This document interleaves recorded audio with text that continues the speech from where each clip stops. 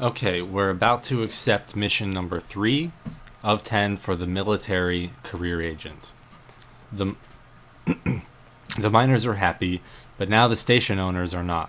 Ogurista's pirate has stolen some sensitive documents from them, and I'm tasked with quietly resolving the matter. I'm entrusting you with this. Get those documents back. Okay, so we need to go get some documents and bring them back here. Our objective is somewhere in Jovulan, the system that we're already in. Okay, so we won't have to go far. And they're going to grant us 2 items when the mission is accepted. 2 light electron blasters. If we right click and do show info, we can see the information about the guns, like the tracking speed, the accuracy fall off, and the optimal range. There it is down here, 1,000 meters. So these actually have a very short optimal range, but they do quite a lot of damage. Okay, let's accept. Close. Now let's open our inventory. And we've got these 2 new guns. So let's open our ship fitting window on the left with Alt F. And why don't we take off these civilian guns, because these are basically the training guns that don't do much damage. We do have this one nice rail gun, and then now these 2 blasters. So in the case of Caldari and Gallente, they use these blasters. The blasters are the short range ones that do more damage. This is 1,000 optimal range. The railgun here, let me take the ammo out so we get a better comparison. So I'm going to unload the ammo into the cargo. So the optimal range for this railgun is 6,600 meters, which is much farther than this one at 1,100. So we're going to have 2 guns that are really short range, and this one that's optimal for a little further out. And normally you typically wouldn't set your guns up like that. You'd want to generally have them all together, but for our sake, when we don't have much, we're going to take what we can get. Now the ammo we added reduces our range but increases the damage. So here we can see our optimal range now is only 550 for these guns, so you have to be right on top of the enemy. And the optimal range now is 3,300 for these with the ammo in. The DPS on this railgun is 10.2. The DPS on these blasters is 14.8 each. So now that we've got our guns and our ammo, we've got everything else, let's undock. Actually, one thing I want to show you is how to insure your ship. It's generally a good idea to insure all your ships because you're going to lose them sooner or later. One way to insure your ship is just to right click on it anywhere and click on insure. Now it's going to give you these terms. Basically it's going to tell you once you insure it, you can't repackage the ship, or that'll void your insurance, and you can't, there's a couple other things you can't do, and you can read through those, but that's okay. You can choose your insurance level. So in this case, if we paid the basic level and paid 10,000, then when we lost our ship, they're estimating we'd get paid out 188,000.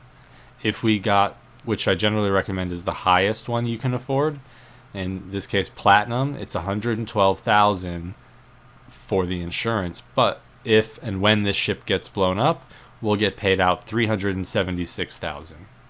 So I'm going to go ahead and insure it just in case we lose it. If we do, we can get all that money back and go buy another ship with it. So I'll click insure, and if you want to see if a ship is insured, you can right click and do show info, and you'll see it right here.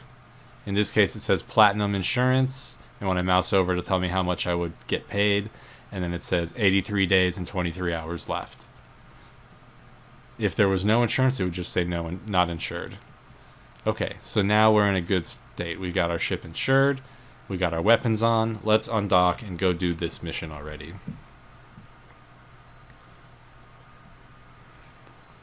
Once we're undocked, our mission is in the same system, so we don't need to jump through any stargates. We just need to click warp to location here. Or you can right click on space, go to the agent missions bookmarks, and then find the encounter, dead space, and that's the one that we would warp to. There's no warp option because I'm already in the middle of a warp.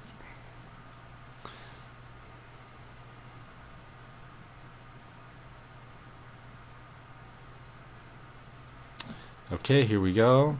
That looks like a bunch of enemies. So I'm going to turn on my tactical overlay. You can use Control D, or you can come down here and click this icon next to your HUD, tactical overlay. And when you do this, it makes it a little easier to see where your enemies are and how far away they are. So now it's a little easier. If I turn it off, you can see you don't have much depth perspective there. But now with this, you have a better idea of where they are, where they're coming from. This guy's moving in fast. Weber drone. I'm going to lock that thing, and I'm going to blast it. I'm going to use my longer range gun. They're sending a Weber drone. This is slowing me down. This web icon, that's a stasis web of fire. It basically slows down your movement. Look, I'm only moving at 70, which is way slower than I should be. So I'm going to hit my afterburner to give me some extra speed. And now that Weber drone is down, my speed's going to go way back up. Now I can go up to 630. We've got a runner drone right on me, 4,000 meters. I'm going to lock onto that. And I'm just going to click approach. And I'm going to turn on all my guns. I'm going to click all 3 guns and just start blasting it. And I'm going to approach to try and get as close as I can. Okay. It looks like it says I'm already done with my mission, but while I'm here, these guys have a bounty, 3,000, 3,000. I'm just going to shoot them all down because it looks like I can take them all on. They're not that tough.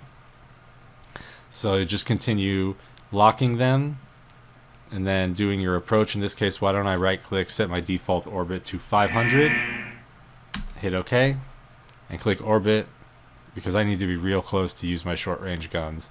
If I turn on my short range guns, you can see they just miss at this range. But my long range one will start hitting because this is a good range for it. Okay, lock the next guy, the next closest one on your overview, and turn on all your guns. And we see there's another guy right here next to it. Let's get ready to target him, so let's lock that one. And this guy's getting a little too far for all of our guns, so let's click approach. Not sure what happened there. We're kind of going off into the distance. So let's approach back, get in range. There we go. Now we're going to start hitting again. There it is. Now let's orbit him at 500. We're about 1,000 now. Let's turn on all our guns. And shoot. Now, when you have guns of the same type, you can group them. So these 2 light electron blasters on the right, I can drag them on top of each other and group them together and activate them as a single unit. But if I try and group that one with the other one, it won't let me because they're different types of guns. I've got the Gatling rail and then the 2 blasters. So I can't group them together. So let me hit dock. Let me double check my cargo hold here and see, yes, we do have the secret documents that we need for the mission. Let's close the window, and we're on our way back to the station to turn in, get our reward, and then move on to the next mission. So I already forgot, let's open up our journal to see. So go to the top menu in the left, the Neocom menu, then go to Activities and Journal. And from here you can go to the Docking Agents permission tab, requested. Docking and you request can see accepted. all of your accepted agent missions. And you can right click and say Read Details, or right click and Start Conversation. So from here, why don't I right click and say Start Conversation, and then I can see everything that's we need to see. Alright, we've got the item we need, check boxes right there. The granted items were already given to us at the beginning of the mission. Our reward here is going to be about 400,000 ISK. Let's complete it. We got our standings increase and our ISK in our wallet. Now in the next mission, I will request mission 4, and that'll be the next video.